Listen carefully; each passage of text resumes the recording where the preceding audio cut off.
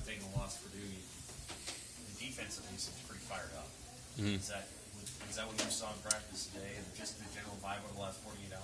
Yeah, I think the defense does a really good job of coming to work every day, no matter what's going on. I think that's our standard. Is we're going to come out and we're going to play to be the best. We only have control over what happens. On our side of the ball.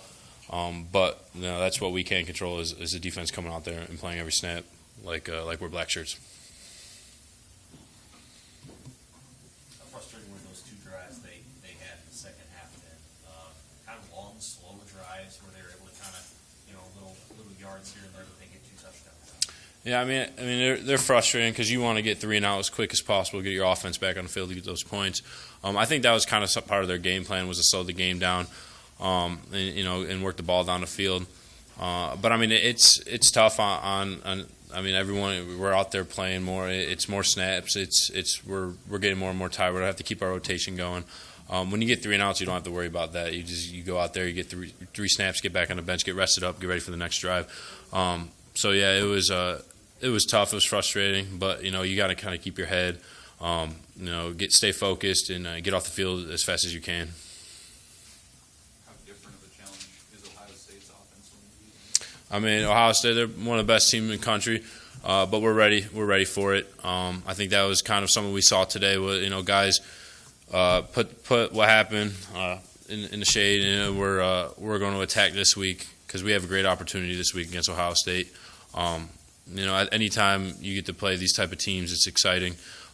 Especially, it's kind of why you come to Nebraska, right? You want to play the best teams in the country, and this week we get an opportunity to play a top 10 team and do some damage. So that's our goal, and that's what we're going to do. We're going to attack this week. We're going to go out there and we're going to, just like every game, give it our best. They've been the standard in the Big Ten for such a long time. How do you guys feel like you stack up just from a talent perspective to that team that's been winning the Big Ten titles? I mean, I think we stack up really well with them. I think, like Damien said, I think we stack up with most every team in the country if we got to play every team in the country. I think we're just we have our D line's playing really well.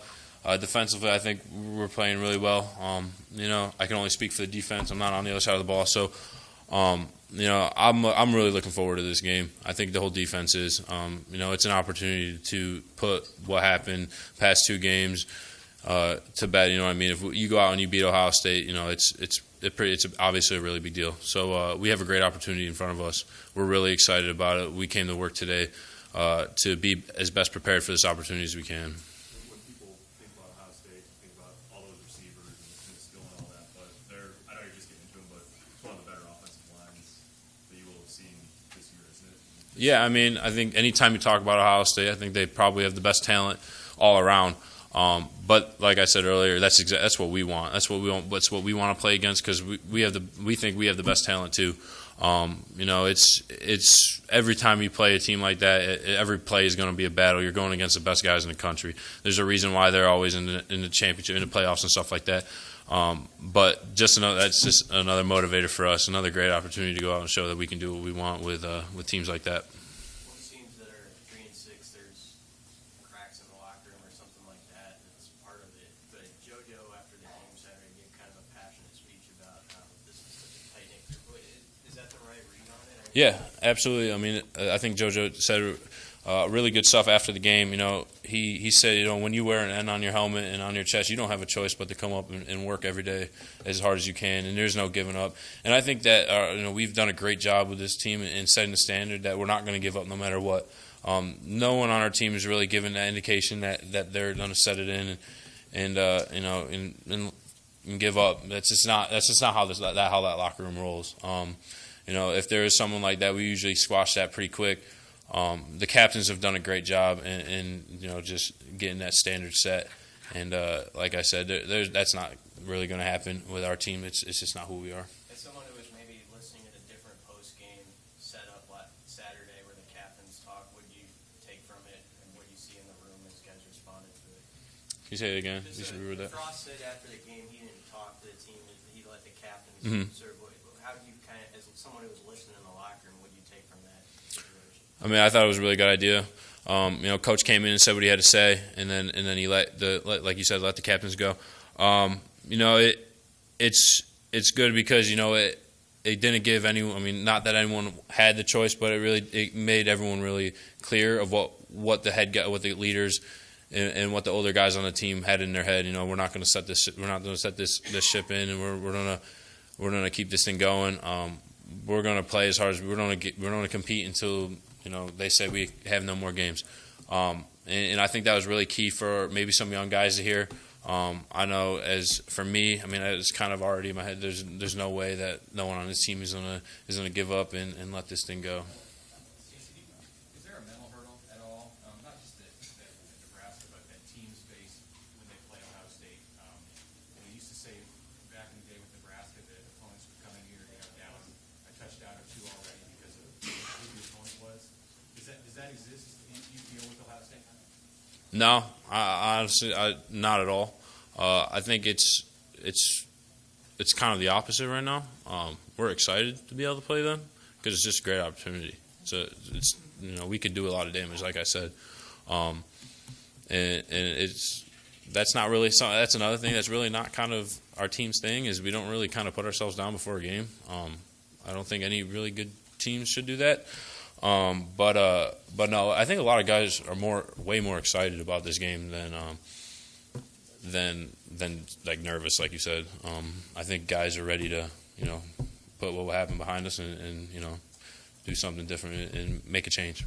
Personally, for you, I mean, Ohio State last year was kind of a big game where you sort of stepped in as a main guy in the rotation. Did this last week after the bye feel more natural? It's been kind of a tough season with you with the injuries. Do you feel like you're all healed up and kind of back in it now? Yeah. Last year that was kind of my first game with significant snaps, like you said, which was a huge confidence booster for me. Playing against those guys and being able to compete with them and making plays with a team like that, it boosts anyone's confidence. Injury wise, I mean, after the bye week, I think anytime you get a week off to let any injury heal. Anytime I can get off my feet and let my body heal, it's going to do some good for you. I don't really feel like anything's going on with my injury anymore. It's pretty much already healed up. It's I kind of have to wear braces for a precaution thing, but other than that, it's fine. Obviously, a lot has been said about Ohio State's passing attack that they have one of the better running backs in the Big Ten, Travion Henderson. What sort of challenge does he pose to the defense? Yeah, I mean, like I said earlier, with Ohio State, when you're talking about Ohio State, you're pretty much talking about they probably got a lot of the best players in that in whatever position you're talking about. It's nothing new. We've seen some pretty good running backs this year. You saw what the Michigan State running back did against Michigan. We did really well against him. We've played top 10 rushing running backs all year long. It's kind of the thing in the Big Ten. They got some good running backs. So I mean, he is a good running back. Don't get me wrong, but I mean, I think we're prepared for it. We're ready for him to try to run the ball on us. So we're excited for it. Casey, you said that you guys think you could do some damage. What evidence is there that you guys could do damage? And are you talking about being a spoiler for them, or are you talking about physical?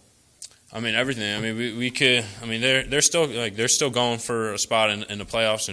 A loss could ruin that. I'm just saying, win the game. A lot could happen when we win the game.